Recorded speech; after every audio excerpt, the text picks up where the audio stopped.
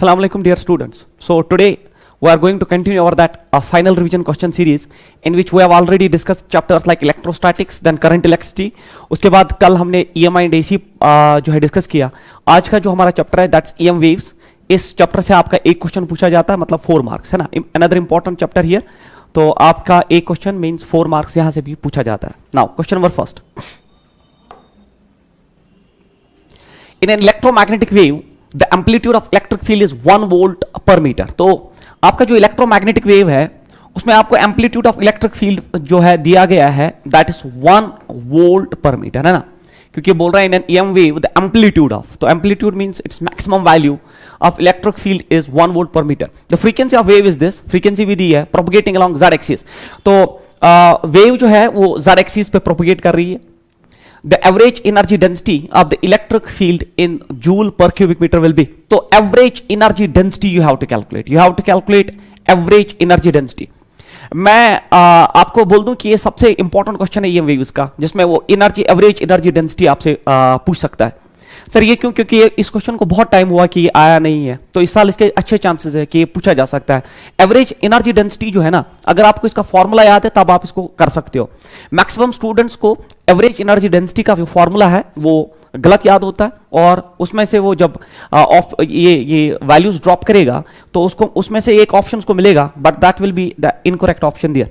Now average energy density का याद रखो आप, दैट एवरेज एनर्जी डेंसिटी का जो फॉर्मूला होता है that is 1/4 epsilon naught E square. ये होता है average energy density of electric field. मैं आपको इसमें एक आइडिया दूं. जो आपका EM वेव होता है इलेक्ट्रोमैग्नेटिक वेव, वो अपनी एनर्जी को इक्वली डिवाइड करता है between electric field and magnetic field. तो जो एनर्जी डेंसिटी अगर वो बोलता एनर्जी डेंसिटी, यहां बोला उसने एवरेज एनर्जी डेंसिटी, अगर वो सिर्फ क्या बोलता एनर्जी डेंसिटी इन इलेक्ट्रिक फील्ड, तो मैं आपको एनर्जी डेंसिटी इन इलेक्ट्रिक फील्ड का जो फॉर्मूला होता है that is 1/2 epsilon naught E square. तो अगर वो एनर्जी डेंसिटी की सिर्फ बात करता तो आंसर होना चाहिए था 1/2 एप्सिलॉन नॉट ई स्क्वायर. इसी तरह अगर वो energy density of magnetic field की बात करे तो होना चाहिए b²/2 म्यू नॉट. तो ये होते ये भी एनर्जी डेंसिटीज है, but they are only energy density that electromagnetic wave divides its energy equally among its electric field and magnetic fields. तो एनर्जी डेंसिटी अगर वो पूछता तो इलेक्ट्रिक फील्ड का तो ये था, अगर वो मैग्नेटिक फील्ड का एनर्जी डेंसिटी पूछता तो ये था. मगर उसने एवरेज एनर्जी डेंसिटी की बात की है, उसने एवरेज एनर्जी डेंसिटी इन इलेक्ट्रिक फील्ड की बात की है. तो एवरेज के लिए जब E का आप वैल्यू यहां ड्रॉप करेंगे, यहां आएगा E0 साइन ओमेगा टी या साइन ऑफ थीटा. तो उसका जब आप स्क्वायर लेंगे ना तो साइन स्क्वायर, और साइन स्क्वायर का एवरेज मैंने कल AC में भी आपको पढ़ा है वो 1/2 होता है. वही 1/2 मल्टीप्लाई होता है इसके साथ, ये बनता है 1/4 एप्सिलॉन नॉट E0 स्क्वायर. तो यहां पे it is 1/4 epsilon naught E0 square, where E0 is the amplitude of electric field involved in an electromagnetic wave. तो इसका बिल्कुल ख्याल रखिए, एवरेज एनर्जी डेंसिटी का फॉर्मूला ये है. ये कैसे ऑब्टेन होता है? Energy density of electric field में E जो है, जब उसमें आप वैल्यू ड्रॉप करेंगे E0 sine omega T, sine square omega T का एवरेज होता है 1/2, वो 1/2 इसको 1/4 बनाता है और आएगा 1/4 एप्सिलॉन नॉट ई स्क्वायर. बिल्कुल ये क्वेश्चन बहुत इंपॉर्टेंट है, you can expect this question in your entrance this year. तो एवरेज एनर्जी डेंसिटी आएगा बराबर 1/4 एप्सिलॉन नॉट, आपको पता है 8.8 इंटू 10⁻⁻12, और E0 है 1 का square. E0 is given there and it's 1 this. So it is 4 1s are 4, it's 4 2s are 8, it's 2.2. The average energy density is numerically equal to 2.2 into 10⁻⁻12. It is joule per cubic meter should be the answer of this question. So first option is 2.2 into 10⁻⁻12 joule per cubic meter. So this is average energy density. उसने जैसे वो आपसे पूछता है average energy density, तो ख्याल रखिए 1/4 आता है. इसी तरह अगर वो average energy density magnetic field भी पूछता तो यहां पे आ जाता ये इट इज 2 म्यू नॉट, है ना. ये आ जाता b²/4 म्यू नॉट. तो एनर्जी डेंसिटी के ये दो फॉर्मूला है, और एवरेज करने पे इनको 1/2 आप मल्टीप्लाई करिए. उसके बाद question number next. Question number next is a plane EM wave of frequency disc travels in free space along the extraction. तो वेव जो है वो एक्सट्रैक्शन में मूव कर रहा है. So wave is propagating like this. So wave is propagating in extraction with this frequency. Then at a particular point in space and time E is equal this.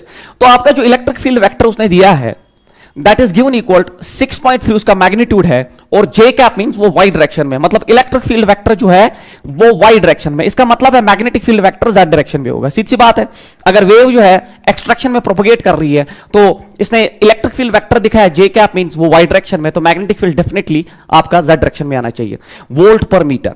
उसके बाद the question is what is B at this point, तो आपको B vector का magnitude calculate करना है। E vector का magnitude दिया है, बी वेक्टर का मैग्नीट्यूड आपको कैलकुलेट करना है। मगर अगर आप देखेंगे the wave travels in free space and for free space that is vacuum, you know that there is a relationship between that electric field vector magnetic field vector का amplitude with C, that is C is equal E not by B not. It's a very important relation, that speed of light होता है बराबर peak value of amplitude of electric field vector and amplitude of magnetic field vector. तो B not यहां से आप निकाल सकते हैं आराम से, that is E not divided by C. E not कितना है, E not here is 6.3 divided by 3 into 10 raised power 8, that is speed of light in vacuum. तो 3 से ये कट जाएगा, it is 3 2 6, it's 2.1 into 10 raised power -8, तो tesla, क्योंकि magnetic field strength is measured in Tesla, so 2.1 into 10 raised power -8 should be the answer. 2.1 into 10 raised power -8, option number second. So this is how you can calculate the value of magnetic field vector here when electric field vector का amplitude आपको provided हो, तो you can use the relation C is equal to E naught by B naught से आप B naught calculate कर सकते हो। Now question number next.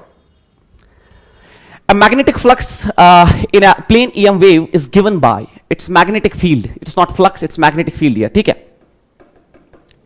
So it is magnetic field. A magnetic field in a plane EM wave is given by By is equal to this thing. So it 2 into 10 raised power -7 sine of 0.5 into 10 raised power 3 x plus 1.5 into 10 raised power 11 t Tesla.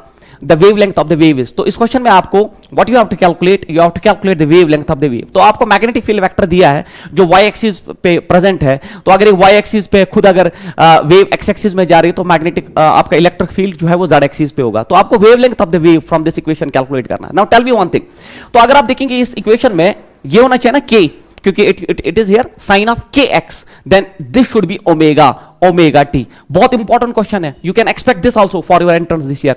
ये question भी आप इस साल जो है अपने entrance के लिए एक्सपेक्ट कर सकते हो, क्योंकि ये इक्वेशन बेस्ड क्वेश्चन जो है ना अभी तक शायद उसने ज्यादा नहीं पूछा है। सो वो क्वेश्चंस जो अभी तक पूछे नहीं गए हैं ज्यादा, they are expected in your entrance. तो हमारे पास magnetic field in a plane EM wave is given by this expression. We have to calculate the wavelength of the wave. तो यहाँ पे आपको पता होना चाहिए that B is equal, it is B naught then sine of kx plus omega t. तो ये k है इधर, this is k definitely here and that is this. Now you know that k जो होता है, k होता है बराबर 2 pi by lambda.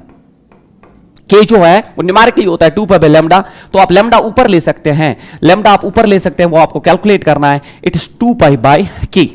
Now it is 2 pi by k, तो मैं 2 पाई ही रखूं क्योंकि ऑप्शंस भी 2 पाई में ही है। देन डिवाइडेड बाय k का वैल्यू आप देख लीजिए, it is 0.5 into 10 raised power 3। तो 0.5 जो होता है ना वो होता है 1/2, और 2 जब ऊपर जाएगा तो ये बनेगा 4 pi into 10 raised power -3। Wavelength is calculated here in metres, so 4 pi into 10 raised power -3 metre should be the answer. 4 pi into 10 raised power -3, option number first should be the answer. देखिए इसमें वो दूसरा question आपसे पूछ सकता है, मैंने एक ही रखा, मैंने पूछा आपसे इसमें वेवलेंथ कैलकुलेट। दूसरा आप असाइनमेंट जो है आप होम असाइनमेंट के तौर पे ले सकते हैं कि कैलकुलेट फ्रीक्वेंसी है। तो आपको जल्दी से क्या करना है, ओमेगा जो है, ओमेगा आपका होता है बराबर 2 पाई न्यू, तो ओमेगा यहाँ पे ये पार्ट तो हो गया, मैं आपको दूसरा दिखा रहा हूं यहाँ पे, दैट ओमेगा यहाँ पे दिया है 1.5 इंटू 10 रेज़्ड पावर 11। ओमेगा खुद होता है बराबर 2 pi into frequency is equal to 1.5 into 10 raised power 11। So from here onwards you can calculate also frequency from this question, है ना। तो ये सारे क्वेश्चंस आप जो है अगर इन पे आप प्रैक्टिस करेंगे तो इन्हीं में से तो क्वेश्चन पूछेगा, और नया कहां से ला सकता है वो, यही तो क्वेश्चन से जो पूछ सकता है। तो इस पे आप बहुत काम कर सकते हो। तो के से हमने लैम्डा निकाल दिया, ओमेगा से आप फ्रीक्वेंसी कैलकुलेट कर सकते हो। तो this is another important question, आप ऐसे टाइप ऑफ क्वेश्चंस भी इस साल के एग्जाम में एक्सपेक्ट कर सकते हो। Then question number next, question number next is a light beam travelling in the extraction is described by the electric field EY। तो वेव जो है ना, light beam is travelling in extraction, तो मतलब वेव जो है it is propagating in this direction, so this is the propagating part of the wave। फिर बोलता है कि इसमें इलेक्ट्रिक फील्ड है वाई डायरेक्शन में, जो इलेक्ट्रिक फील्ड है वो वाई डायरेक्शन में, तो डेफिनेटली जो मैग्नेटिक फील्ड है, क्योंकि they are mutually perpendicular, that is the wave propagation, electric field vector and magnetic field vector are mutually perpendicular to each other. तो अगर वे एक्सट्रैक्शन में प्रोपगेट कर रहा है, इलेक्ट्रिक फील्ड आपने वाई में दिया है, तो मैग्नेटिक फील्ड तो में होना चाहिए। तो इलेक्ट्रिक फील्ड का इक्वेशन दिया है, so EY is equal this thing and electron is constrained to move along the Y direction with the speed. और आपने इसी डायरेक्शन में इलेक्ट्रोमैग्नेटिक वेव के साथ ही इसी डायरेक्शन में एक इलेक्ट्रॉन को भी भेज दिया। जैसे आपने इलेक्ट्रॉन को भेज दिया विद स्पीड ऑफ, तो उसकी स्पीड भी दी है, find the maximum electric force on the electron. तो आपसे पूछ रहा है कि जो इलेक्ट्रॉन है उस पर कितना फोर्स होगा। बहुत इंपॉर्टेंट क्वेश्चन है ना, it's a different question and can be expected this year also, कि आपका एक EM वेव है जो खुद प्रोपेगेट कर रहा है एक्सट्रैक्शन में, उसका इलेक्ट्रिक फील्ड वाई में और उसका मैग्नेटिक फील्ड जेड में होना चाहिए, क्योंकि all the three things are mutually perpendicular to each other. और जिस डायरेक्शन में इलेक्ट्रिक फील्ड है उसी डायरेक्शन में आपने इलेक्ट्रॉन को भी फायर कर दिया विद सम वेलोसिटी। आपसे पूछ रहा है कि उस पे फोर्स कितना होगा। तो आपको पता होना चाहिए इलेक्ट्रोस्टैटिक्स में जब भी एक्सटर्नल फील्ड में, जब भी इलेक्ट्रिक फील्ड में चार्ज आता है तो उसमें फोर्स होता है बराबर Q इंटू E। तो force should be definitely equal to Q is charge of electron multiplied by electric field. But electric field जो है उसका एक पूरा इक्वेशन दिया है, तो उसमें से हम peak value of electric field लेते हैं क्वेश्चन को सॉल्व करने के लिए, and peak value is this. क्योंकि आपको पता है ना, यहां पे आपका E जो दिया है that is given like this, it is 300 volt per metre. चलिए फिर साइन ऑफ यूनिट भी साथ दिया था, इट इज यहां पे ओमेगा लिया है इसने, then it is T, omega T minus it is X by C. So this a wave. सो ये जो है ना, ये पीक वैल्यू कहलाता है, इसका peak value of electric field. तो और आपको पता है कि जब भी इलेक्ट्रोस्टैटिक्स में एक चार्ज को इलेक्ट्रिक फील्ड में रखते हैं वो फोर्स एक्सपीरियंस करता है, और वो फोर्स होता है Q into the peak value of electric field. So force that electron जो वो एक्सपीरियंस करेगा, चार्ज ऑफ इलेक्ट्रॉन होता है 1.6 इंटू 10 रेज़्ड पावर -19, और पीक वैल्यू ऑफ इलेक्ट्रॉन जो है, इलेक्ट्रिक फील्ड जो है that is 300 volt per metre. तो फोर्स का जो इक्वेशन बनेगा तो ये हो गया 16 into 3 480, it is 480 into 10 raised power -19 Newton should be the answer. तो ये इसका आंसर होना चाहिए। अब बच्चा सोचेगा कि सर इसमें तो Q और E, Q भी आपको हमें पता था और E0 यहां से कैलकुलेट करके, तो स्पीड उसने क्यों दिया? शायद वो दूसरी बार जो ये इस क्वेश्चन को अगर डिजाइन करता तो आपसे वो पूछता find the maximum magnetic force experienced by the electron, है ना, मैग्नेटिक फोर्स। तो ये हो गया पार्ट फर्स्ट जो इसने पूछा था और जिसका हमने सॉल्यूशन भी निकाला, and first option is here 480 into 10 raised power -19 coulomb is the answer. तो नेक्स्ट टाइम वो इसमें क्या पूछ सकता है, find the maximum magnetic force. तो मैक्सिमम मैग्नेटिक फोर्स होता है लॉरेंटस फोर्स, है ना, आपको पता है, that is F is equal QVB sin theta.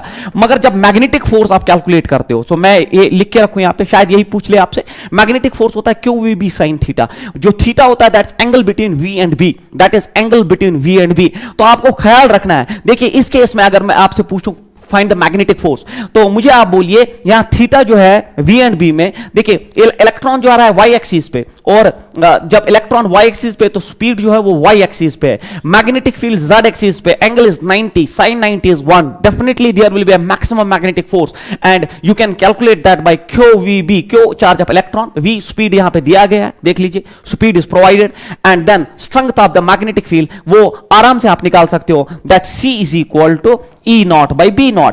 तो मुझे आप बोलिए यहां पे E0 गिवन है, C आपको पता है, यू कैन कैलकुलेट B0 यहां पे ड्रॉप करके आप मैक्सिमम मैग्नेटिक फोर्स भी निकाल सकते हो। तो इस क्वेश्चन में मैंने एक्चुअली आपके साथ दो क्वेश्चन डिस्कस किए, मगर जब भी वो मैग्नेटिक फोर्स की बात करें, मैग्नेटिक फोर्स, तो उस वक्त आपको जो वेलोसिटी ऑफ इलेक्ट्रॉन और जो मैग्नेटिक फील्ड का डायरेक्शन है वो चेक करना पड़ेगा। अगर वो पैरेलल हुए, अगर velocity is in the direction of magnetic field vector, then angle is 0 and sin 0 is 0, तब उस केस में मैग्नेटिक फोर्स उस पे जो है नहीं बनता है। इस चीज का आप ख्याल रखिए। दोनों क्वेश्चंस जो है you can expect these two questions also in your entrance. Then question number next. A parallel plate capacitor of capacitance 20 microfarad is being charged by a voltage source whose potential is changing at a rate of this. तो आपका जो है एक capacitance है जिसका जो capacity है that is 20 microfarad, उसके बाद is being charged by a voltage source whose potential is changing at a rate of this. तो dV by dt is provided to you people. That potential of that source is changing at 3 volt per second. तो आपसे क्या पूछ रहा है, the conduction current through the conducting wire and displacement current through the plates of the. तो आपसे दो चीजें इसमें पूछिए, एक तो कंडक्शन करंट और दूसरा displacement. So this is another expected question, है ना। EM वेव्स में तो यही है ना, जो ट्रेंड में जो क्वेश्चंस है, या तो एवरेज एनर्जी डेंसिटी पूछ सकता है, चाहे वो इलेक्ट्रिक फील्ड में पूछे या मैग्नेटिक फील्ड, क्वेश्चन नंबर 1 उसमें मैंने आइडिया इंट्रोड्यूस कर दिया, या वो आपसे इसमें कंडक्शन और डिस्प्लेसमेंट करंट पूछ सकता है। That is another important question and this question जो है ये बिल्कुल आप अपने एग्जाम के लिए तैयार करके जाएंगे। अब इस क्वेश्चन में क्या पूछ रहा है कि हमें बोलिए आप कंडक्शन करंट कितना होगा और डिस्प्लेसमेंट करंट कितना होगा। आपको पता है ना कि कैपेसिटर में दो प्लेट्स होते हैं, they are connected to a source like this, और फिर कैपेसिटर्स में तो बिल्कुल आपने डिस्कशन जो इस पे किया होता है। तो जो वायर में करंट चलती है that's called as conduction current, और जो प्लेट्स आप जो ये है कैपेसिटर उनके बीच में जो करंट चलती है उसको हम डिस्प्लेसमेंट करंट कहते हैं। तो there are two currents when a capacitor is connected to a source, one is conduction current that is because of motion of electrons and that is present in the wire here, but there is another type of current that's called as displacement current which is present between the plates and that is because of variation of electric field here between the two plates. जब electric field very करता है time के साथ तो वो जन्म देता है डिस्प्लेसमेंट करंट को।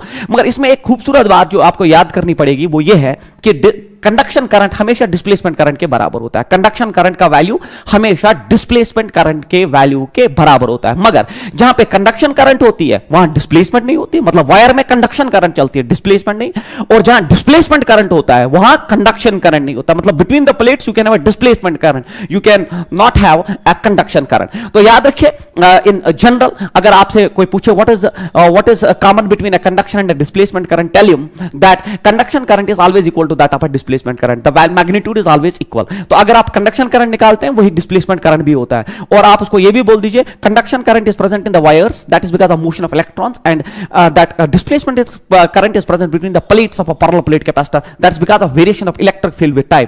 बट जिस पॉइंट पे कंडक्शन करंट होता है वहां पे डिस्प्लेसमेंट करंट नहीं होता, वायर में कंडक्शन करंट होगा, डिस्प्लेसमेंट नहीं होगा, और between the plates displacement current होगा, कंडक्शन करंट नहीं होगा। But the magnitude is always equal. This is the key to solve a question like this, क्योंकि इसमें उसने कंडक्शन करंट भी पूछा है, उसने आपसे डिस्प्लेसमेंट करंट भी पूछा है। देखिए अब आप स्मार्ट वर्क देखिए किसको कहते हैं। देखिए वैल्यू तो दोनों के बराबर होने चाहिए। देखिए मुझे बोलिए जीरो, देखिए 60 एंड 0 नहीं हो सकता ना, क्योंकि अगर कंडक्शन करंट का वैल्यू 60 है तो डिस्प्लेसमेंट करंट का भी 60 होना चाहिए, ऐसा होना चाहिए। तो ये ऑप्शन तो चला गया। इसी तरह आप देखिए 0 and 60 two different values can not be दिया। अब दो ऑप्शंस आपके पास बचते हैं, एक तो 0 0 और 60 एंड 60। देखिए 0 0 तो हो सकता है मगर इस कंडीशन में नहीं हो सकता, क्योंकि there is a variation of potential with time. अगर पोटेंशियल वेरी कर रहा है टाइम के साथ so there will definitely be currents that is displacement current as well as your conduction current. तो मुझे बोलिए 0 0 ऑप्शन भी चला गया, अब एक ही ऑप्शन बचता है एंड दैट इज फर्स्ट। बिना सॉल्व किए आपने क्वेश्चन को उड़ा दिया। That is what we call as conceptual way to solve questions, है ना। अगर आपका कंसेप्ट क्लियर है तब आप क्वेश्चन को ऐसे भी सॉल्व कर सकते हो। अब तो ऑप्शन तो आपको पहले ही पता चला, अब इसको सर सॉल्व करके दीजिए। देखिए सॉल्यूशन भी इसका बहुत इंपॉर्टेंट है, दैट यू नो दैट आपको पता है आपका क्यों होता है CV, है ना। तो अगर मैं इसको डिफरेंशिएट कर दूं या अगर आप बोल दे आई आपका जो है करंट होता है generalised formula that is I is equal DQ by DT। Current होता है बराबर DQ बाय DT। तो ये कौन सी करंट होती है सर? ये कंडक्शन करंट होती है। Conduction current is the rate of flow of charge in case of conductors. तो IC का वैल्यू मुझे आप बोल दीजिए ये बनेगा D by DT of QC, है ना। Q का वैल्यू जो है that is C into V। Q का वैल्यू मैंने ड्रॉप किया that is C into V। अब मुझे बोलिए यहां कैपेसिटेंस तो कांस्टेंट है वो बाहर आएगा, तो मुझे बोलिए आप जो कंडक्शन करंट बचेगा C बाहर आएगा, अंदर बचेगा सिर्फ dV by dt। dV by dt is given, dV by dt is given, C is also given। You can calculate conduction current कितना होगा। देखिए कंडक्शन करंट होगा C का वैल्यू है 20 माइक्रोफैराड, तो मैं लिखूं 20 तो माइक्रोफैराड में ही रखता हूं मैं, एंड dV by dt जो है आपका दैट इज 3 वोल्ट पर सेकंड। तो कंडक्शन करंट का वैल्यू आया 60 माइक्रो एम्पियर। अब जो वैल्यू कंडक्शन करंट का है वही वैल्यू होगा डिस्प्लेसमेंट करंट का भी। तो 60 micro ampere conduction current and is equal to that of 60 microampere that of displacement current. So key to solve these types of questions is that remember that conduction current is always equal to that of displacement current. अब बच्चे जो है displacement का बड़ा formula याद करते हैं और फिर उसको अप्लाई करना स्टार्ट कर देते हैं, उससे टाइम जाया होता है और आपका क्वेश्चन भी सॉल्व नहीं होता है। तो आप कंडक्शन करंट निकालिए, अगर आपने कंडक्शन करंट निकाला तो वही तो डिस्प्लेसमेंट करंट भी होता है। Both are currents, their units and dimensions are same. और सबसे इंपॉर्टेंट बात यह है कि अगर आप कंडक्शन करंट निकालोगे तो उसमें बहुत आसान जो है आपका कैलकुलेशन पार्ट है, जबकि डिस्प्लेसमेंट करंट का एक है ना एक अच्छा फॉर्मूला है that displacement current is epsilon not d phi E by dt, है ना। Epsilon not u d phi E by dt means rate of change of electric flux there, electric field दियर।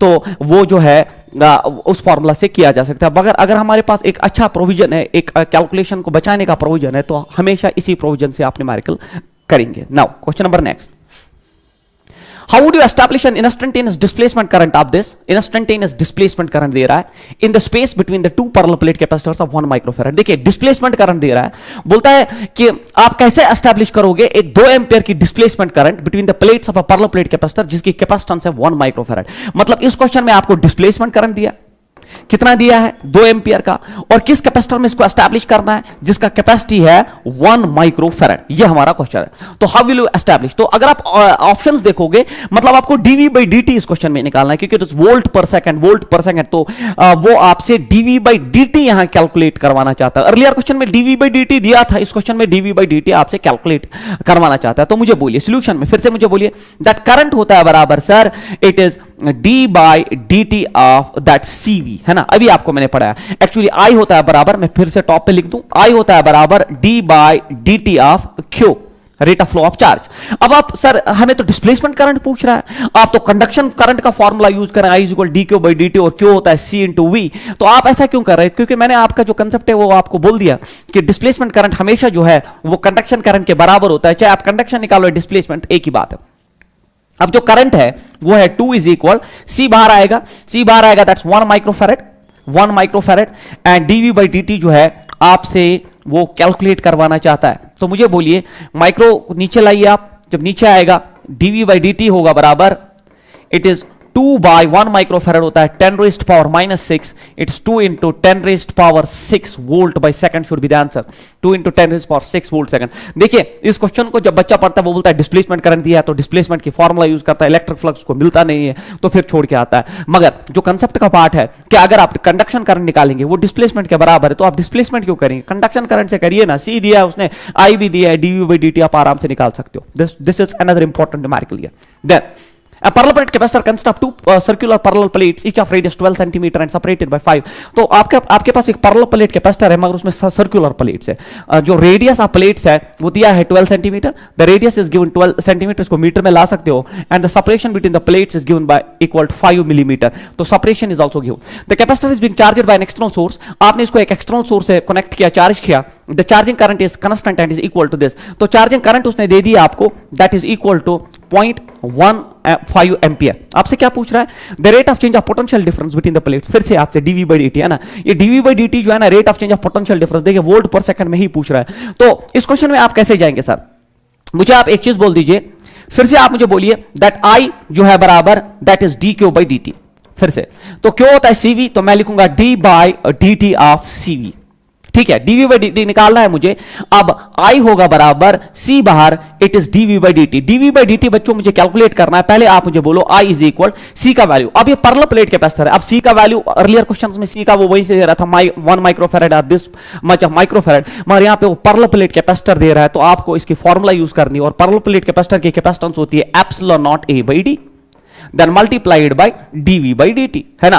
अब मुझे आप बोलिए dv by dt कैलकुलेट करना है, तो we can calculate it like this, dv by dt here is equal to, ये उधर ही रखिए आप, क्रॉस मल्टीप्लाई हो जाएगा, ये बनेगा i into d divided by epsilon naught, area of the plate होगा बराबर पाई आर स्क्वायर, है ना, पाई आर स्क्वायर, क्योंकि area of the plate is pi R square. अब डीवी बाई डी टी चाहिए कि वोल्ट पर सेकंड, आई आपको दिया है 0.15, उसके बाद D distance between the plates भी दिया है, दैट्स 5 मिलीमीटर, इसको कन्वर्ट किया जा सकता है। अब एप्सिलॉन नॉट का भी वैल्यू भी पता है, पाई भी पता है, आर भी पता है, आर जो है that is the radius 12 centimetre. ये सारा सॉल्व करने पे आपको आंसर मिल सकता है। मगर मैं आपको एक स्मार्ट वर्क दिखाता हूं, अब बोलेगा बच्चे कि इसमें से डीबी कैलकुलेट वैल्यू ड्रॉप करना है, एप्सिलॉन नॉट 8.8 इंटू 10⁻12 पाई 3.14, ये तो लेंथी हो जाएगी कैलकुलेशन, तो इसमें स्मार्ट वर्क करते हैं, 4 से मल्टीप्लाई करते हैं और 4 से जो है 4 मल्टीप्लाइड 4 डिवाइडेड, तो क्या होगा 4 मल्टीप्लाई 4 डिवाइड करने से क्या होगा इस क्वेश्चन में, देख लीजिए आप, ये जो है ना आपका 4 पाई एप्सिलॉन नॉट, ये होता है, आपको इसका वैल्यू पता है 1/4 पाई, है ना, 1/4 pi epsilon not is 9 into 10⁻9, तो इसको अगर मैं वैल्यू यहां पे ड्रॉप कर दूं तो मैं लिख सकता हूं यहां पे dv by dt is equal to, देखिए i इंटू डी को कुछ नहीं करना है, वो तो है ही। अब ये 1/4 पाई एप्सिलॉन नॉट जो है that is 9 into 10⁻9 divided by आपका जो है नीचे बचा सिर्फ आर स्क्वायर और ऊपर मल्टीप्लाइड पे आपका 4 है। अब मुझे बोलिए सिर्फ आप आर दैट इज रेडियस और डिस्टेंस, रेडियस भी दिया है, डिस्टेंस भी इसमें जब ड्रॉप करेंगे तो आपको dv बाई dt मिलेगा, और वो dv बाई dt जो है सॉल्व करने पे वो शायद ऑप्शन नंबर फर्स्ट जो है 1.873 इंटू 10⁹ वोल्ट पर सेकंड जो है इसका आंसर आ जाता है। सो this is very important question. अब इसमें और उन क्वेश्चंस में क्या डिफरेंस था जो हमने अर्लियर क्वेश्चन इसमें डिस्कस किए, the only difference is that उनमें वहां कैपेसिटेंस वहीं से दे रहा था माइक्रोफैरेड में, इसमें आपने जो है कैपेसिटर की कैपेसिटेंस आपने इसमें फॉर्मूला यूज किया, that's epsilon not a by d, वो यूज करने के बाद आपको ये सारा कैलकुलेशन के बाद it is dv by dt is 1.873 into 10⁹ volt पर सेकंड इज द आंसर। तो इस क्वेश्चन में आप एक स्मार्ट वर्क आपने ये किया कि आपने एप्सिलॉन नॉट पाई का वैल्यू जो है वो रिड्यूस करके 4 से मल्टीप्लाई 4 से डिवाइड, क्योंकि 1/4 पाई एप्सिलॉन नॉट से देख लीजिए। अब सिर्फ आप d और radius, only d that is distance between the plates and radius भी दिया है, आप इसमें ड्रॉप करके option number first is the answer. Then question number next, which of the following relations is correct, है ना, इंपॉर्टेंट क्वेश्चन है। इसमें से कौन सी रिलेशन आपको जो है जो करेक्ट है, तो मुझे आप बोलिए। It's a relation between epsilon not, mu not and B. तो आप सबको पता होना चाहिए that c, that is speed of an electromagnetic wave in vacuum is 1/रूट of mu not epsilon not, है ना, यू नो दिस। और ये अगर speed of an electromagnetic wave है और simultaneously speed of an electromagnetic wave होती है बराबर E not by B not, है ना। Speed of an electromagnetic wave is numerically 1/रूट of its mu naught epsilon naught, its permeability of free space, its permittivity of free space, its peak value of that electric field and its peak value of magnetic field। तो दोनों speeds है, आप इसको cross कर सकते हो। तो फिर आप देख लो इनमें से कौन सा ऑप्शन जो है आपको करेक्ट दिखता है। तो E नॉट जो है, तो आप इसमें जो है क्रॉस मल्टीप्लाई करके, या E not by B not, it's B naught by, चलिए इसको उल्टा किया उसने, रेसिप्रोकल लिया है, तो एक ऑप्शन दिख रहा है मुझे B naught by E naught जो है आपका इट इज रेसिप्रोकल। तो इसमें भी रेसिप्रोकल आएगा, it's root of mu not epsilon naught. देख लीजिए आप, it is B naught by E naught is equal root of mu not epsilon naught. So option number B should be the correct answer. तो आपने इन दो equations को equate कर दिया और देखा ऑप्शंस में कैसे उसने आपसे डिमांड किया, तो उसी हिसाब से इसका रेसिप्रोकल दोनों साइड लिया और आपका आंसर जो है वो बी पार्ट होना चाहिए। इसमें याद रखिए it is peak value of magnetic field, it's peak value of electric field and mu not and epsilon naught you should know it's permeability of free space and permittivity of free space. Then question number next, The velocity of EM wave is parallel to, अब E cross B, B cross E, E and B। देखिए अगर wave जो है ना, अगर wave x axis में propagate करती है, क्योंकि आप इसमें पॉइंटिंग वेक्टर का कंसेप्ट आपको पता होगा। सो अगर वेव प्रोपोगेट करती है एक्स एक्सिस में, मान लीजिए वेव कर रही है एक्स एक्सिस में प्रोपोगेट, उसका इलेक्ट्रिक फील्ड जो है वो वाई एक्सिस में, मान लीजिए उसका इलेक्ट्रिक फील्ड वाई एक्सिस में, तो मैग्नेटिक फील्ड जेड एक्सिस में, तो जेड या तो बाहर है या अंदर है। फिलहाल मैं बाहर जो है नहीं बना सकता, it's a 2 dimensional entity here, तो मैं मैग्नेटिक फील्ड जेड एक्सिस में ऐसे दिखाता हूं। तो because we have a concept that in case of an electromagnetic wave that electric field vector, magnetic field vector and the wave propagation are mutually perpendicular to each other. So mutually perpendicular मतलब अगर X axis पे wave है, move कर रही है, propagate कर रही है, वाई एक्सिस पे इलेक्ट्रिक फील्ड वेक्टर है, तो definitely magnetic field vector Z axis पे होना चाहिए। तो आपको पता होना चाहिए पॉइंटिंग वेक्टर का जो कंसेप्ट है ना, पॉइंटिंग वेक्टर जो है दैट इज 1/म्यू not, then it is E cross B, that it gives you the intensity of the wave, है ना, energy carried by a wave per unit area per unit time, तो that is called as pointing vector। और believe me, pointing vector भी आपके entrance में पूछा जाता है, that its numerical formula is 1/म्यू not, that it is E cross B, और ये आपको intensity of the wave देता है, that is per unit area per unit time, कितना वेव ने एनर्जी प्रोपोगेट करवाया, इसका वॉट बाई मीटर स्क्वायर जो है यूनिट आता है। अब मुझे आप बोलिए जो E क्रॉस B है ना, ये E क्रॉस B वेव का अगर आप E को वाउंड करोगे B में, E क्रॉस B आपको पता होना चाहिए ना, right hand rule in case of vectors, that's E cross B के wound E into B।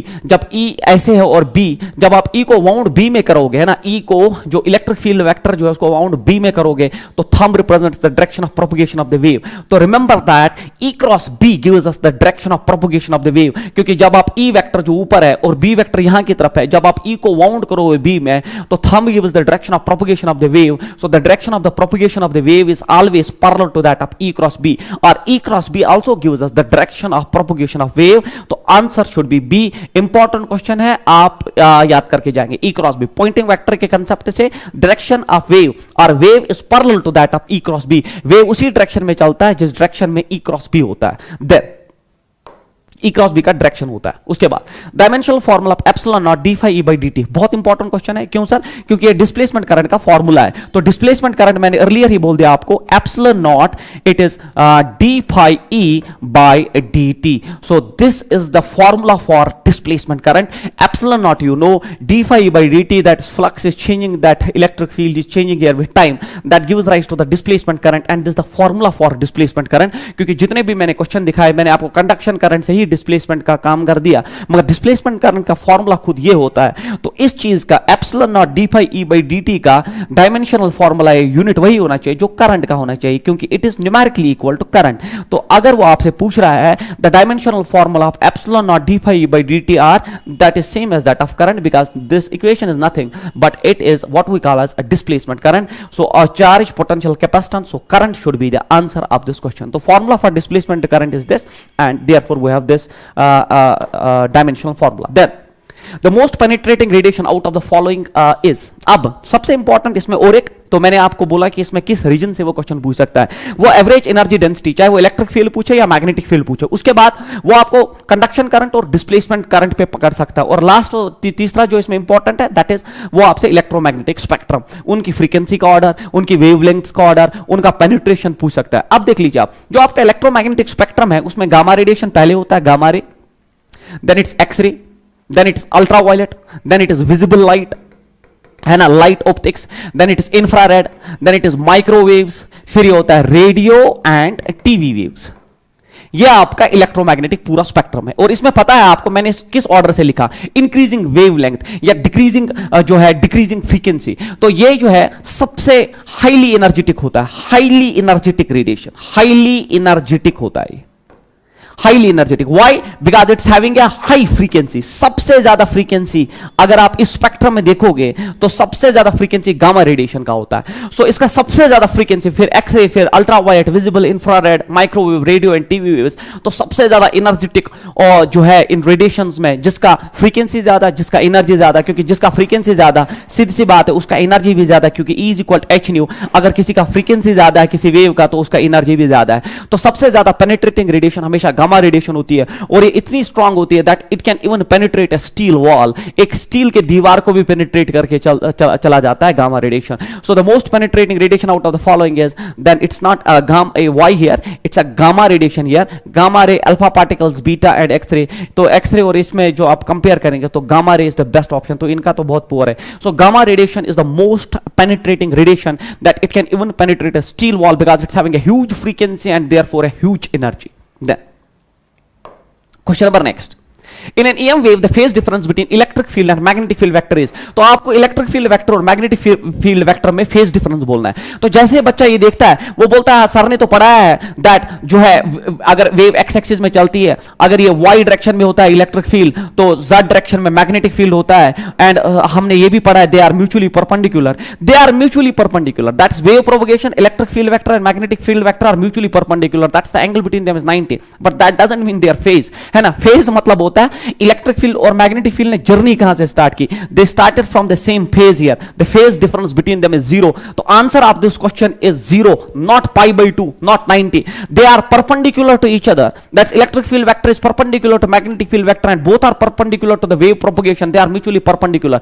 but phase doesn't mean that they are mutually perpendicular. Phase means where electric field and magnetic field have started their journey, they start from the same point here, वो जहां से electric field start होता है वहीं से magnetic field भी start होता है इलेक्ट्रोमैग्नेटिक वेव में। तो फेज डिफरेंस याद रखिए 0। बहुत सारी बुक्स ने मिस्टेक कर दिया है, वो फेज डिफरेंस को 90 डिग्री से जो है बोलते हैं कि इलेक्ट्रोमैग्नेटिक वेव्स में फेज डिफरेंस होता है between electric field and magnetic field 90 degree, नहीं, they are mutually perpendicular but phase difference between them is 0, that should be clear to people. So answer of this question is 0, most important question क्योंकि इसमें mistake है बहुत सारी books में। Then an electromagnetic wave passing through vacuum is described by the equation is this, तो electric field एक electromagnetic wave vacuum में चल रही है, तो वैक्यूम में वो चल रही है, चलिए ठीक है, described by the equation this and this। तो ये इलेक्ट्रिक फील्ड दिया है उसने और ये मैग्नेटिक फील्ड का इक्वेशन दिया है। हमें बोला गया है कि इसमें ट्रू क्या है, इन इक्वेशंस में आपको क्या ट्रू लग रहा है कि E naught is equal to V naught, है ना, क्या E नॉट ओमेगा, ओमेगा हो गया ये ओमेगा, दिस ओमेगा,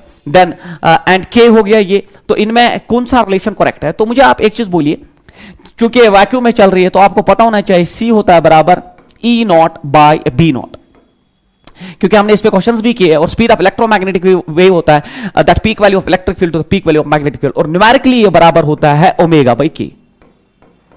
अगर आप इसका ओमेगा जो है, इस ओमेगा को के से डिवाइड करोगे, क्योंकि ओमेगा आपको पता है ना बच्चों, देखो मैं आपको दिखाता हूं ओमेगा बाई के कैसे सर, इसका डायमेंशनल फॉर्मूला दिखाया, ये हो गया 2 पाई न्यू, ओमेगा होता है 2 पाई न्यू, के होता है 2 पाई बाय लैम्डा।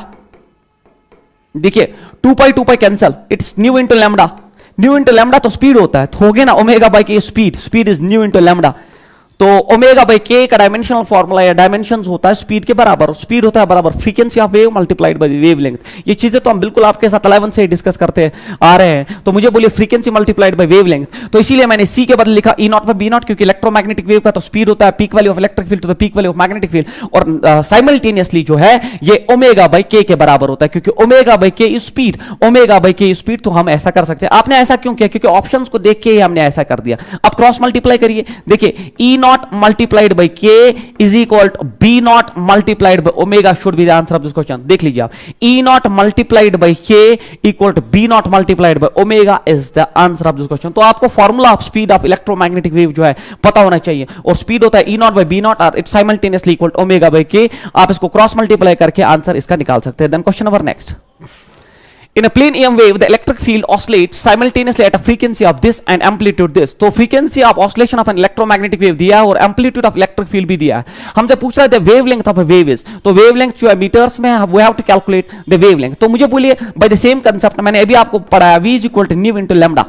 आपको लैम्डा चाहिए, लैम्डा होगा बराबर speed divided by the frequency. अब स्पीड जो होता है इलेक्ट्रोमैग्नेटिक वेव का वो होता है 3 into 10 raised power that 8, अभी हमने डिस्कस किया, और फ्रीक्वेंसी दे दी है वेव की that is 2 into 10 raised power it is 10, तो ये हो गया 2 1.5, तो it is 1.5 into 10 raised power 8 eight 10 raised power minus 2 metre is the answer of this question. So 1.5 into 10 raised power minus 2 metre is the answer of this question. देखिए बिल्कुल simple concept, that speed होता है बराबर frequency multiplied by wavelength. तो चूंकि in electromagnetic wave it's propagating in vacuum, then speed is speed of light, that's 3 into 10 raised power 8, and then dividing by this you can calculate even the wavelength of this type of question। Then question number next,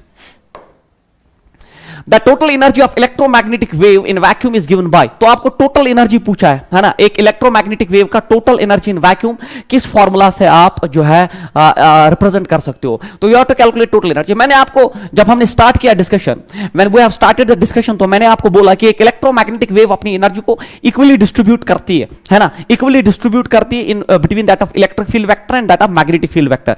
और जो electric field में energy होती है ना, that energy density in case of electric field is numerically half of epsilon naught E square, and in case of magnetic field जो energy density होती है वो होता है बराबर B square by 2 mu naught. इनको हम energy densities in electric and magnetic field कहते हैं। और बिलीव में ये जो एनर्जी डेंसिटी इलेक्ट्रिक फील्ड में होता है ये इक्वल टू होता है energy density in case of magnetic field, because एक इलेक्ट्रोमैग्नेटिक वेव एक आइडियल फादर की तरह बिहेव करता है, अपनी एनर्जी को इक्वली डिस्ट्रीब्यूट करता है। तो ये इलेक्ट्रिक फील्ड एनर्जी डेंसिटी है और ये magnetic field energy density, and they are equal. मगर ये आपसे बोल रहा है कि इन रिलेशंस में टोटल एनर्जी डेंसिटी जो है, टोटल एनर्जी का क्या फॉर्मूला है। तो अगर हम टोटल की बात करें that will be equal electric field energy plus magnetic field energy density. That total energy का जो है फिर तो इसमें आ सकता है इट इज इसका value half of epsilon naught E square plus it is B square by 2 mu naught should be the answer of this question. देख लीजिए आप, total energy is half of epsilon naught E square plus B square by 2 mu not, बाकी कोई भी option ऐसा नहीं है, so answer should be D.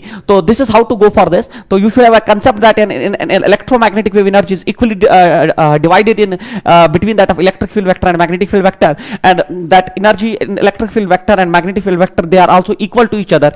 तो ये आ गया और फिर ये, मगर उसमें मैंने जब स्टार्ट किया था तो एवरेज एनर्जी डेंसिटी का कांसेप्ट इंट्रोड्यूस किया। एवरेज जो होता है ना वो होता है, इसमें जब साइन स्क्वायर आता है तो ये 1/2, तो 1/4 epsilon naught E naught square आता है, इसी तरह B naught square by 4 mu naught आता है। तो एवरेज एनर्जी डेंसिटी और एनर्जी डेंसिटी का आप बिल्कुल ख्याल रखिए, क्योंकि I am expecting this type of question this year also in entrance. Then in a sinusoidal wave the time required for a particular point to move from equilibrium position to maximum displacement is this। तो एक sinusoidal wave है आपके पास, बहुत important देख लीजिए, एक sinusoidal wave है आपके पास जिसमें the time required for a particular point two move from equilibrium, equilibrium से, यहां पे मैं डिफरेंट कलर यूज करता हूं, देखिए इक्विलिब्रियम से मैक्सिमम एम्पलीट्यूड तक जाने तक, यहां से यहां तक जाने तक उसको जो टाइम लगता है that's 0.17 seconds. Then the frequency, we have to calculate frequency. Now tell me one thing, देखिए ये हो गया साइनोसोडियल वेव का टोटल टाइम पीरियड टी, तो ये हो गया आधा t/2। तो मुझे बोलिए ये जो है जहां की वो बात कर रहा है दैट इज ओनली t/4 है ना, क्योंकि टोटल टाइम यहां से यहां तक हो गया t, उस वेव का आधा हो गया t/2 और फिर उसका भी आधा हो गया t/4। तो मतलब वो आपको इनडायरेक्टली जो टाइम देना चाहता है वो बोल रहा है कि आपको t/4 जो है इस क्वेश्चन में वो है बराबर 0.17 सेकेंड्स। कैसे निकाला हमने सर? पूरी वेव का जो वेवलेंथ का टाइम पीरियड होता है टी, हाफ वेव का आधा हो गया t/2, फिर उसका भी आधा हो गया t/4। क्योंकि यहां मेन पोजीशन से टॉप पोजीशन तक जाने में 0.17 सेकंड्स लग रहे हैं, तो मतलब t/4 टाइम जो है 0.17 सेकंड्स के बराबर है। तो t जो है वो आएगा 0.17 मल्टीप्लाइड बाय 4।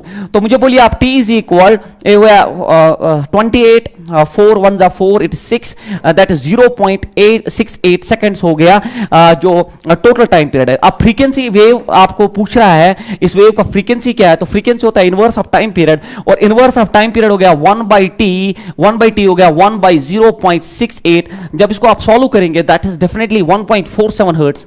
1.47 हर्ट्ज जो है इस क्वेश्चन का आंसर आएगा। तो ये इस क्वेश्चन को भी आप बिल्कुल प्रैक्टिस में लाइए कि टोटल टाइम पीरियड होता है t, फिर हाफ वेव का होता है t/2, फिर मीन पोजीशन से टॉप पोजीशन तक पहुंचने में जो टाइम लगता है तो वो तो सीधे t/4 के बराबर, पहले t निकाला और फिर inverse of time period gives you nothing but frequency. Then question number next, देखिए the charge on of a parallel plate capacitor is varying as q equal to q naught sin 2 pi theta t square. The plates are very large and close together. Neglecting h effects, the displacement current in the capacitor is. तो आपको displacement current निकालना है ना, you have to calculate the displacement current। और मैंने आपको बोला चाहे आप displacement निकालो या conduction, वो बराबर होता है, तो current होता है बराबर dq by dt। क्योंकि उसने आपको चार्ज दिया है तो मैं इसमें चार्ज का वैल्यू ड्रॉप करूं तो आपका करंट जो कंडक्शन करंट है वो डिस्प्लेसमेंट के बराबर आएगा। तो मैं लिखूं d by dt of charge का वैल्यू। अब चार्ज का वैल्यू उसने दिया है Q not sine of it is 2 pi theta, it is 2 pi theta multiplied bye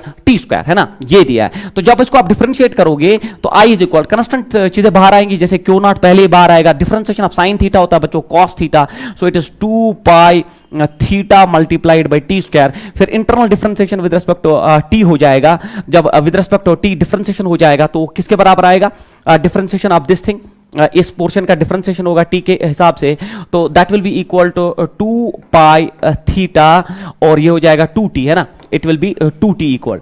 तो मुझे आप बोलिए it is equal to then, तो मैंने क्या किया, I is equal dq by dt, charge का वैल्यू था Q not sine 2 pi theta T square. तो जब आप इसको डिफरेंशिएट करोगे that will give definitely conduction current, but conduction current is equal displacement current. तो Q नॉट पहले आया, डिफरेंशिएशन ऑफ साइन थीटा होता है बच्चों कॉस थीटा, फिर आपने इंटरनल डिफरेंशिएशन इस पोर्शन का किया तो 2 पाई थीटा तो पहले एक कांस्टेंट है, डिफरेंशिएशन ऑफ टी स्क्वायर होता है बराबर 2t। तो आप इसको जब अरेंज करेंगे तो I should be equal to, it is 4, then it is 4 multiplied by Q naught, it is pi theta, then it is t multiplied by cos of 2 pi theta into t square. So this should be the answer of this question.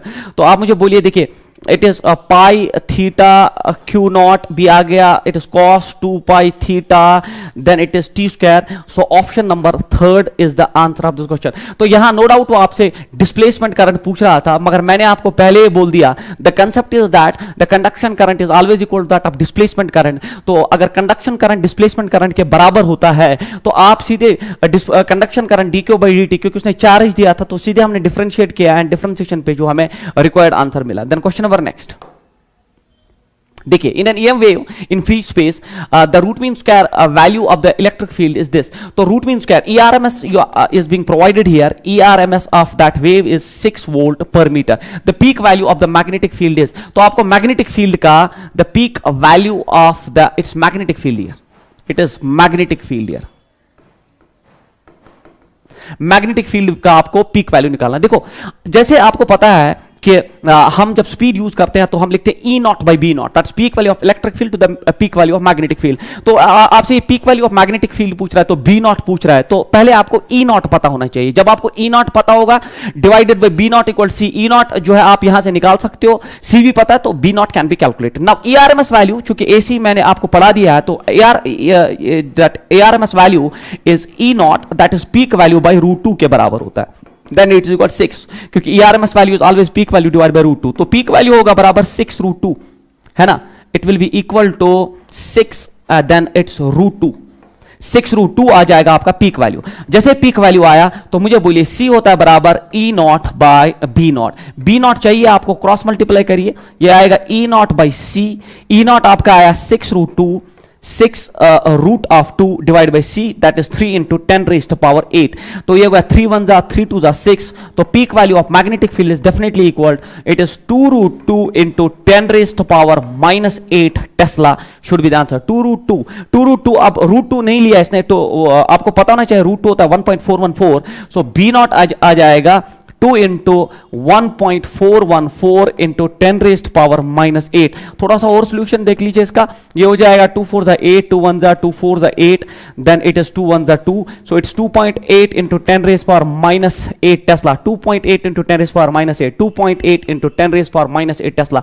तो इसमें ERMS value दिया था ना, this is important here, he has provided ERMS, तो ये आपका AC check कर रहा है कि you should know that ERMS value is peak value by √2, क्योंकि हमें यहाँ पीक वैल्यूज के साथ जो है हमारा क्वेश्चन जो है सॉल्व हो सकता है, क्योंकि C होता है बराबर E0 बाई B0, तो पहले आपने ERMS से E0 निकाला, E0 में आपने ड्रॉप किया, C equal E0 by B0, और वहां से आपका B0 आ जाएगा। तो जब भी ERMS वैल्यू देता तो पहले आप जो है उसको उड़ा के पीक वैल्यू कैलकुलेट करिए। उसके बाद question number next, the frequency order of x-ray A, gamma ray B and UV ray C is, तो आपको फ्रीक्वेंसी ऑर्डर, तो मैंने आपको पहले आपको बोला कि इलेक्ट्रोमैग्नेटिक स्पेक्ट्रम एक बहुत इंपॉर्टेंट जो है दैट उसका जो ऑर्डर है, उसका फ्रीक्वेंसी ऑर्डर, वेवलेंथ ऑर्डर पूछा जाता है हमेशा एग्जाम में, तो आप उसको तैयार करके जाइए।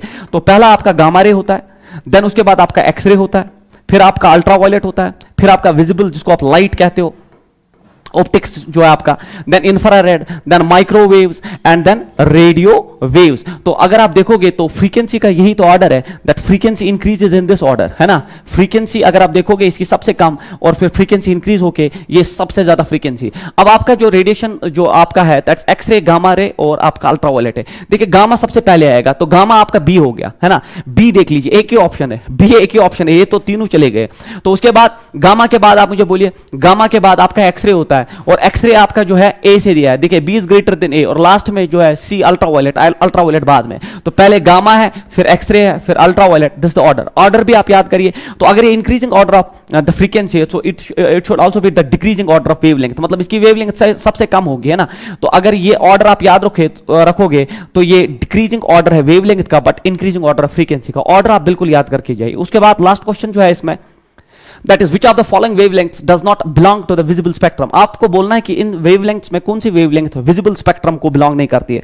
तो इसका जो आपका एक चार्ट है आपके एनसीईआरटी टेक्स्ट पे, जिसपे आपको हर एक इलेक्ट्रोमैग्नेटिक वेव का जो स्पेक्ट्रम है ना, that is the group of frequency जिससे वो पर्टिकुलर वेव बनती है, तो वो जो है वो आप बिल्कुल याद करके जाइए, क्योंकि आजकल वो आपसे वो उसका रेंज भी पूछता है कि कहां से कहां तक। क्योंकि हमारा आज का जो ये लास्ट क्वेश्चन है, that's which of the following wavelengths does not belong, आपको बोलना इन वेवलेंथ्स में विजिबल लाइट स्पेक्ट्रम, विजिबल हो गया लाइट, विजिबल स्पेक्ट्रम में कौन लाई नहीं करता। तो विजिबल स्पेक्ट्रम का रेंज जो है ना वेवलेंथ का, वो होता है बराबर 400 नैनोमीटर टू 700 नैनोमीटर, ठीक है, ये होता है उसका range. 400 nanometre to 700 nanometre is the wavelength range for visible light, that light optics जो आप बोलते हो। तो वेवलेंथ होती है 400 नैनोमीटर से लेके 700 नैनोमीटर तक, जितनी भी वेवलेंथ है तो विजिबल स्पेक्ट्रम में लाई करती है। तो अब आप ऑप्शन देख लीजिए, देखिए 585 इसमें लाई करती है, 656 इसमें लाई करती है, 490 इसमें लाई करती है, एक ही ऑप्शन 760, क्योंकि वो 700 से ज्यादा है तो ये लाई नहीं करेगा,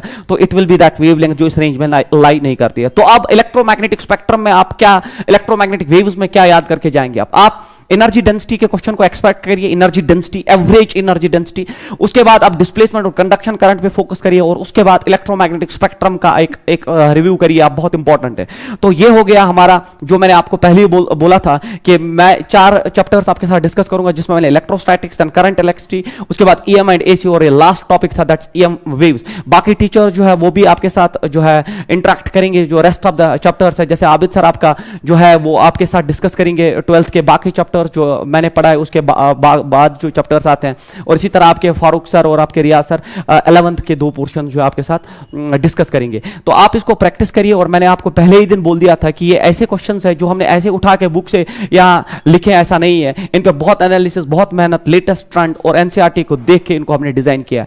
होप आप सबको ये अच्छा लगा होगा, और मैं उम्मीद करता हूँ ऊपर वाले से कि आप सबका जो है एक अच्छा रिजल्ट आ जाए, जिसने जितनी मेहनत की उसको उतना इक्विवेलेंट मिल जाए। तो थैंक यू सो मच।